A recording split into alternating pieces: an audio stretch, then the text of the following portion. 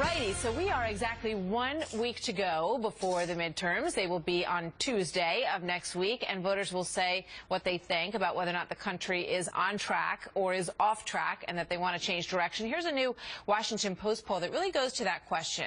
46% think that Republicans are going to take control of the Senate come Tuesday. 33% disagree with that. They think that Democrats will retain control of the Senate. Michael Warren is a staff writer for the Weekly Standard. Michael, good to have you here this morning, as always. Good morning, Martha. Let's take a look at this, because one of the big takeaways here is that they think people are disinterested in this midterm election. Well, they would be disinterested. I mean, you look at the network news, nightly newscasts, they barely covered the race. I mean, this is not really something that's been, I think, in the forefront of people's minds. But the people who are paying attention, the people who are more likely to go out and vote are, let's see, upset with the president. They don't like his agenda. They don't really like the leadership he's been doing. And they prefer Republicans now to Democrats. This poll is actually not telling us anything we haven't really known for the last few weeks or months. It just kind of adds some nuances and gives us more of an updated view with some of these Ebola and ISIS issues that have come to the forefront. So it's really sort of giving us a view that we've known for months. You know, the president himself talked about a pervasive unease in the country, and I think that is so palpable in the numbers that you look at here in some of these internals. People losing their confidence in the government's ability to deal with problems.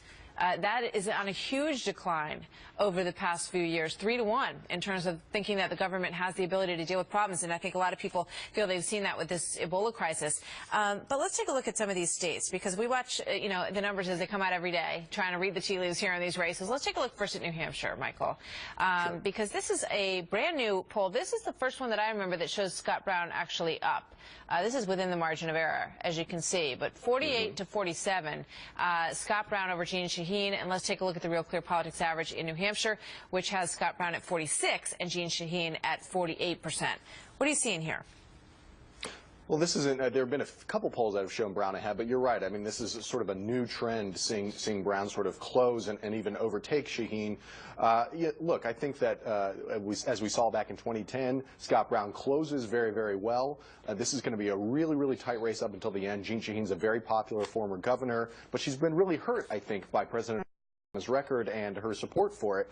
There was a debate over the weekend where she actually interrupted Scott Brown's closing arguments, and she looked kind of irritated at some of the shots that Brown was taking at her. So I think that maybe indicates that this is going to be really close, and I wouldn't be surprised if we woke up next Wednesday and heard that Brown was the new senator. Let's quickly go through these other two polls, and then I'll get your thoughts on those combined. North Carolina, in the latest poll that we see this morning, tied between Kay Hagan and Tom Tillis. He also has been coming on strong in the late process here. And there's a look at the Real Clear average, 43 to 42. Really, razor tight in North Carolina, where a ton of money has been spent on that race. Let's take a look at Louisiana.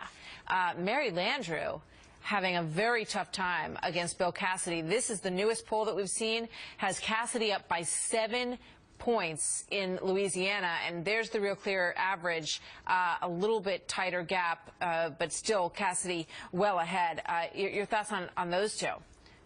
Well, North Carolina is actually one, a red state or a sort of red-purple state that I think the Democrat might hang on. Kay Hagan has really had a lot of help with a lot of money from outside groups as well as her own fundraising, and they've really hit Tom Tillis, the Republican, hard on education cuts, so-called cuts that his legislature made. But he has come back strong. I think a lot of this stuff on national security he's been pushing in his ads. So this one really will come down to the wire. The Louisiana one is interesting. Of course, Louisiana is sort of an open primary that we're having in November. So if neither candidate gets 50%, which is looking likely, then they'll actually go to a December runoff. The interesting thing here is looking at those poll numbers, you have to wonder, there's a second Republican candidate, Rob Maness, is sort of getting from the Tea Party wing of the party. He's polling somewhere in the 10s or up to even 19% in some of these polls. If he weren't in the race, you wonder if Cassidy couldn't put this away in November, but it doesn't look like he's going to be able to do that, although he is on track, I think, to win. Has a good shot in the runoff. No doubt the Cassidy folks are thinking the same thing, that they could spare themselves a December night, and it could come down to that December night. We may not have an answer next Tuesday, but we'll see. Michael, thanks. Good to have you. Thanks, Martha.